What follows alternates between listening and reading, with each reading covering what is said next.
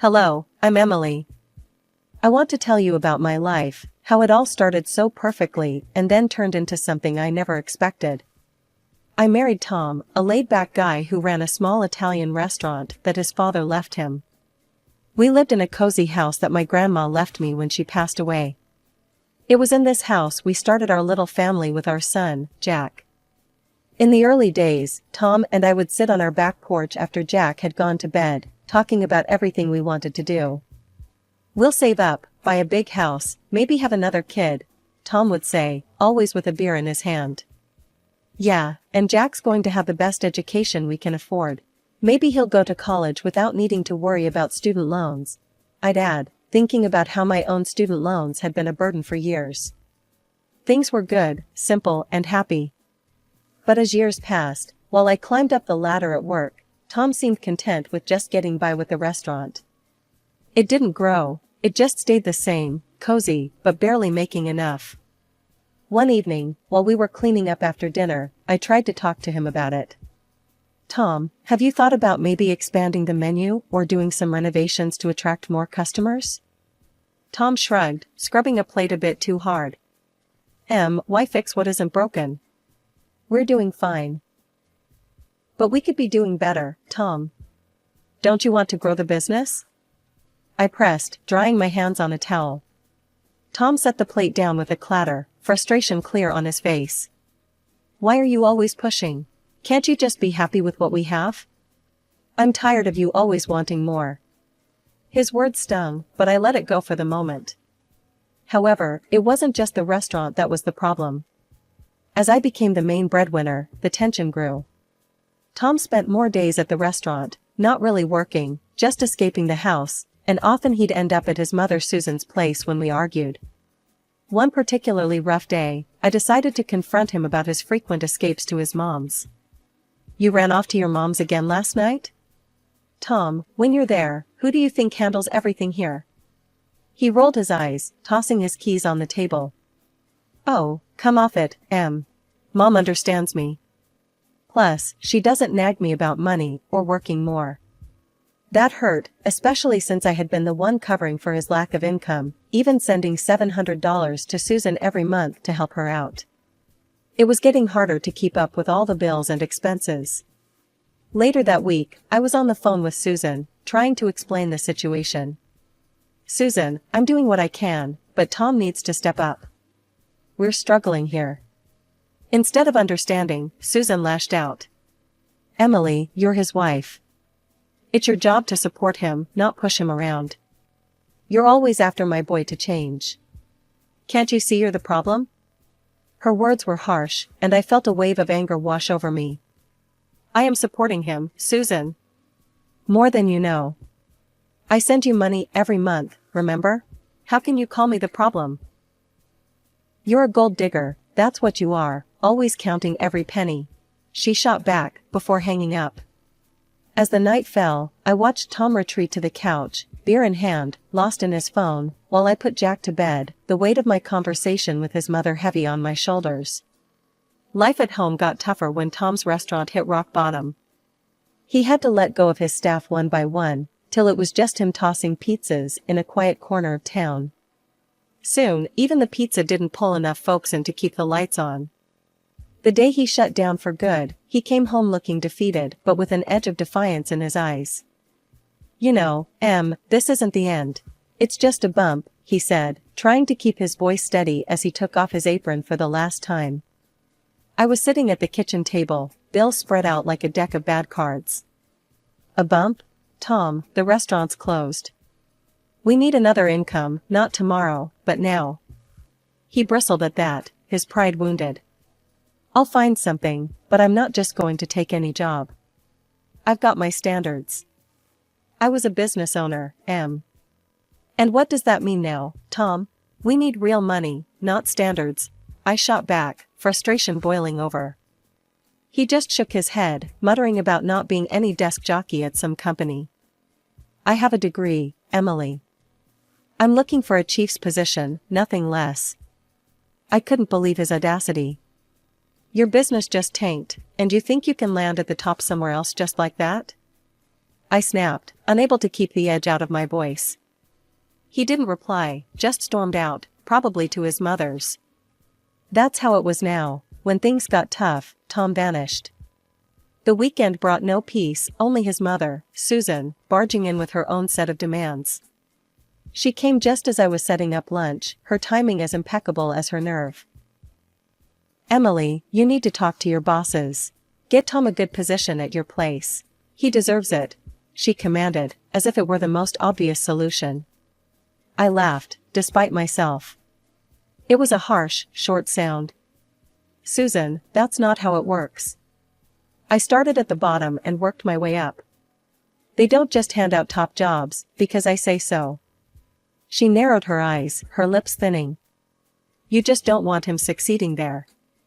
Afraid he might overshadow you, huh?" Seriously? Tom walking into a senior role with no experience is not happening. And it's not about fear.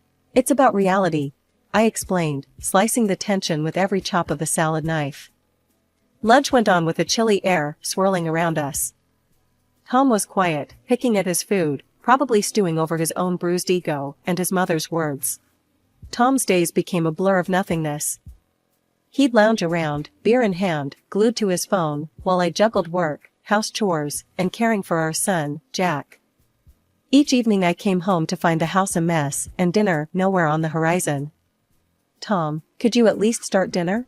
I'm running on fumes here," I'd say as I dropped my bags, kicking off my shoes. He'd grunt, not taking his eyes off his phone. "Why? You do it better. I'm tired too, you know." Tired from what? It burned me up inside, seeing him so idle, especially when Jack would tug at my sleeve, hungry and waiting. "And Jack? Did you pick him up from school today?" I asked one evening, already knowing the answer. "No, your mom did. Forgot to tell you," he mumbled, barely audible over the TV. My mother, thankfully, lived nearby and had become my unplanned backup, ever since Tom had stopped bothering with even the smallest responsibilities. "Tom, he's your son too. He needs you." I tried to keep my voice even, but it was hard. This would usually be the point where he'd get up and leave, the door slamming behind him, a punctuation to our daily script. And true to form, he'd disappear, off to who knows where, leaving me to handle everything. One day, the routine took a darker turn. I had started noticing money missing from my purse. At first, it was a few dollars here and there, but then whole bills began to vanish. One evening, after double-checking my cash, I confronted him. "Tom, have you been taking money from my purse?" He looked away, then back at me. "Needed some cash for beer." "Beer? Really, Tom? You're taking cash like a thief now?" "How dare you call me a thief? I'm your husband," he shot back, voice rising. Before we could go any further, Susan barged in, her timing impeccable as always. She must have caught the tail end of our argument, because her face was thunderous as she laid into me. "Emily, all you care about is money. Can't you see the man is struggling? You should be supporting him, not accusing him." "Support him? By letting him steal from me? What about Jack? What about our bills?" My voice was rising too, the stress of the last few months boiling over. Tom had slumped back on the couch, tuning out the women in his life arguing over him, his gaze fixed on some invisible point on the floor. The argument spun out, leaving a cold silence in its wake. Susan left in a huff, and Tom just sat there, saying nothing, doing nothing. Jack fell ill just as the last light of summer faded. His fever spiked one evening, and no amount of soothing or cool cloths seemed to help. I sat by his bed, thermometer in hand, my heart sinking with each beat that confirmed the fever wasn't breaking. Tom was no help, as usual, sprawled on the couch, lost in the glow of his phone. "Tom, can you at least check if we have any more fever reducer in the medicine cabinet?"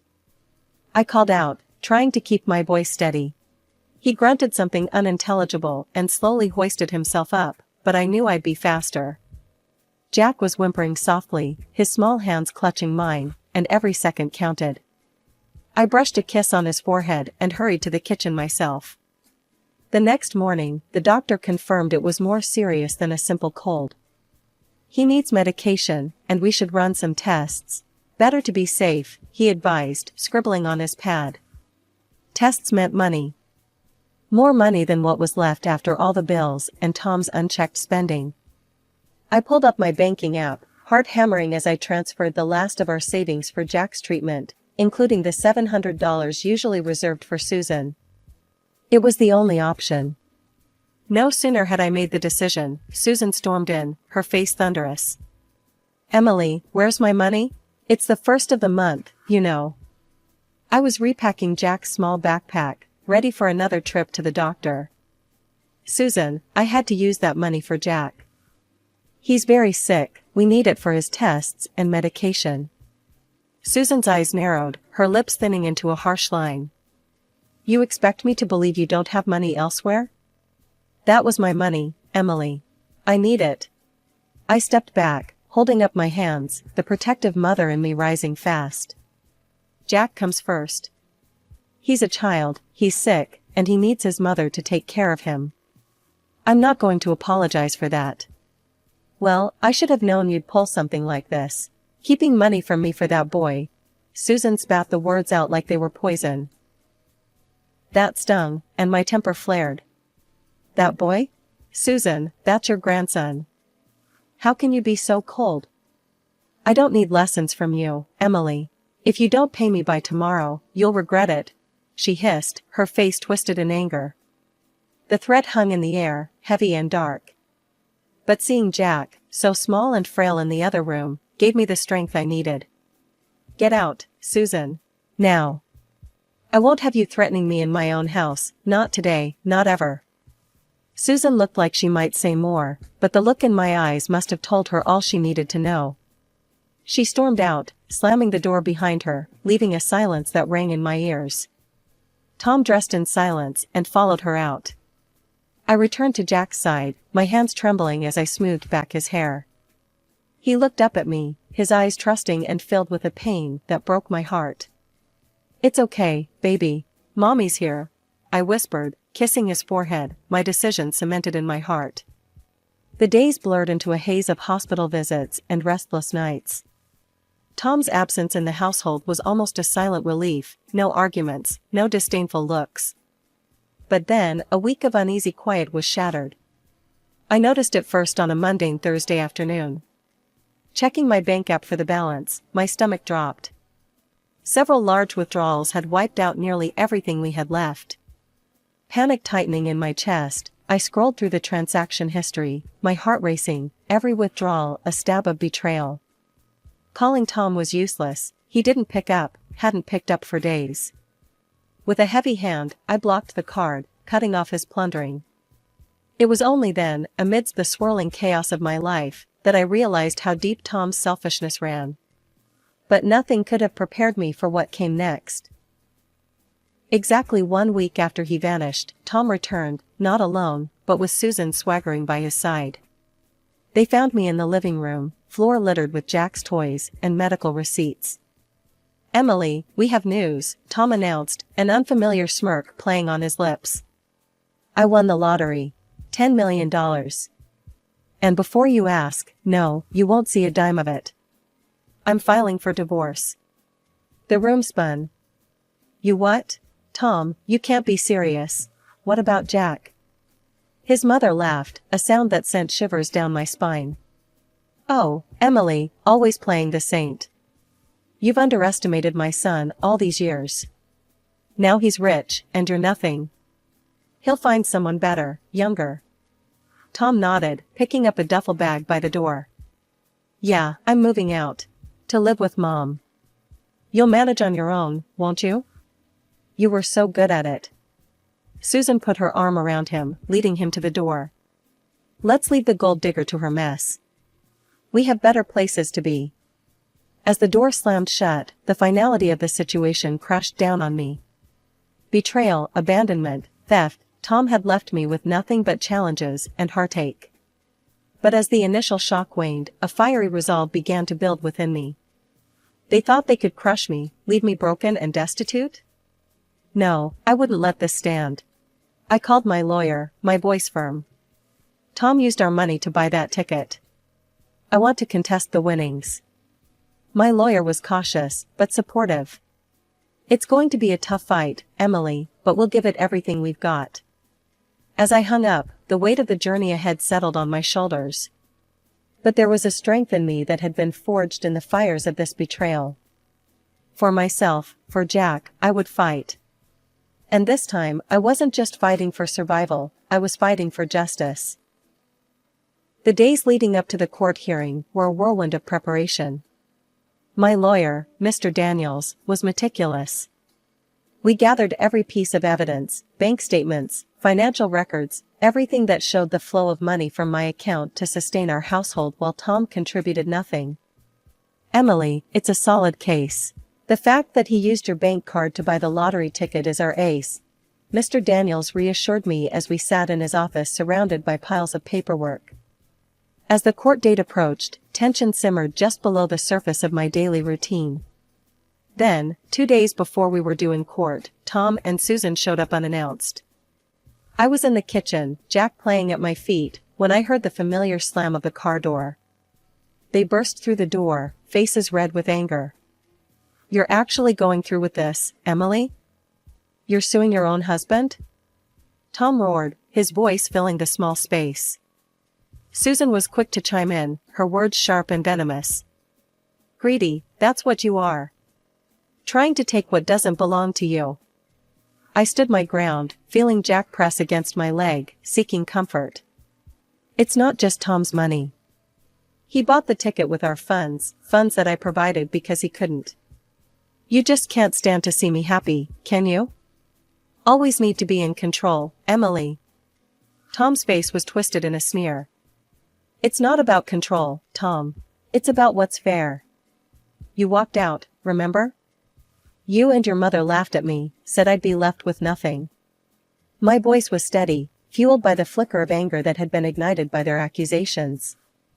The shouting match could have escalated, but I wasn't about to let that happen in front of Jack. "You need to leave. Now. We'll settle this in court," I said firmly. Their departure was loud and messy, but the house felt cleaner even after they left. I hugged Jack close, whispering assurances that everything would be all right. In the courtroom, the air was thick with tension. Tom sat across from us, his lawyer whispering in his ear, while Susan glared daggers in my direction.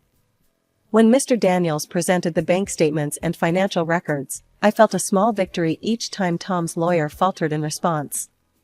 The judge listened intently, his gaze often lingering on Tom as the evidence of his financial dependency on me was laid bare. The purchase of the lottery ticket with funds from a joint account, effectively making it a marital asset, is central to this case, Mr. Daniels argued convincingly. Tom tried to argue his case, his voice booming in the quiet of the courtroom. "I was the one who bought the ticket. It was my decision, my luck. But not your money, Mr. Thompson. And luck, unfortunately for you, does not override the law," the judge replied, his tone indicating his impatience with Tom's interruptions. After hours of back and forth, the judge delivered the verdict.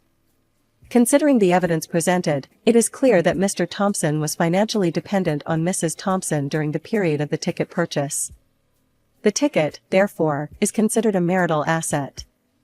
I award 3/4 of the lottery winnings to Mrs. Thompson and 1/4 to Mr. Thompson. Tom's face went white, Susan looked like she might faint. They were stunned, disbelief etched across their features. A few months after the court decision, life settled into a new, calmer rhythm. The divorce papers came through, officially ending what had become a draining chapter in my life. It was time to focus on the future, a future that now seemed a lot brighter thanks to the court's decision. I had heard countless stories of lottery winners who blew through their fortunes with nothing to show for it. Determined not to fall into that trap, I reached out to an old college friend, Mike, who had made a name for himself in the world of investment. "Mike, I need some advice on how to handle this situation wisely. I don't want to end up another cautionary tale," I confessed over coffee one brisk morning. He nodded, understanding the gravity of the situation. "Emily, it's smart of you to think this way. Let's look at some stable investments that can offer you growth and security." We pored over charts and projections, discussing various companies that showed potential. Mike's expertise was invaluable, and by the end of our meeting, I felt confident about where to invest. I think a mix of tech and renewable energy stocks would be a solid choice for part of the funds. And putting a chunk into a savings account for Jack's education sounds perfect, Mike suggested, marking some options on his tablet. Meanwhile, Tom and Susan's handling of their share was the talk of the town. Tom had splurged on a flashy new sports car and was often seen driving around, showing off to anyone who'd pay attention. Susan adorned herself with expensive jewelry and clothes, reveling in her newfound status. One afternoon, while picking up Jack from school, I bumped into an acquaintance who couldn't wait to share the latest gossip. "Emily, have you seen Tom's new car? It's worth a fortune. And Susan, she's living it up like there's no tomorrow," she said, her eyes wide with excitement. I just shook my head, a small smile playing on my lips. "Yeah, I heard. But that's their choice. I'm just focusing on what's best for Jack and me." At home, I updated my financial plans, checking in with Mike regularly. Each decision, each investment, was a step towards a stable and secure life. I was determined to give Jack every opportunity one possibly could, without the shadow of past mistakes looming over us.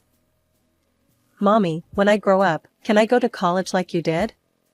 Jack asked one evening as we looked at his newly opened savings account online. "Absolutely, sweetheart. And you'll have the funds to do so without worrying about money," I assured him, pulling him into a hug. "That's cool. I want to learn lots of things," he said, his eyes bright with the promise of endless possibilities.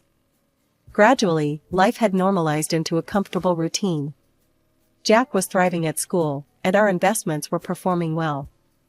I had managed to put the past behind us, focusing on our future. But then, the past decided to make an unwelcome return. I heard it first from a close friend during a casual coffee meetup. "Emily, have you heard about Tom? He's lost everything, his car, the money. Heard he's neck-deep in gambling debts now." I sipped my coffee, masking my surprise. "Really? That's unfortunate. And Susan, she's been pawning off her jewelry. Seems they're both hitting rock bottom after all that show-off," she added, shaking her head in disbelief. It wasn't long before Tom himself stood on my doorstep, a shadow of his former self. His expensive clothes gone, replaced by worn jeans and a faded jacket. His eyes, once so full of arrogance, now held a desperate, hollow look. "Emily, can we talk?" His voice was hoarse, as if he'd rehearsed this speech 100 times. I hesitated but nodded, stepping aside to let him in. Jack was at a friend's house, so we had privacy, not that I wanted to prolong his visit. Tom took a deep breath, looking around the living room as if seeing it for the first time. "I've lost everything, Emily. The money, the car. I've got nothing left. And I miss my family. I miss you." I raised an eyebrow, unable to keep the skepticism out of my voice. "You miss the money, you mean?" "No, it's not just that. I've been doing some thinking, a lot actually. I was hoping, maybe we could start over?" His gaze was pleading, but all I could see were the years of lies and negligence. I let out a short laugh, more out of disbelief than amusement. "Start over? After everything you put us through? You walk out, call me a gold digger, waste your fortune, and now you want to come back like nothing happened?" He shuffled his feet, looking anywhere but at me. "I know I messed up, Emily. I really do. But I'm willing to change, to be better. Tom, you walked out when you thought you didn't need us anymore. You showed your true colors. Now, you're just sorry because you're broke and alone," I said, my voice firm. He looked deflated, the reality of my words hitting him hard. "So, that's it then? There's no chance?" "Tom, I forgave you a long time ago for my peace, not so you could come back whenever you hit rock bottom.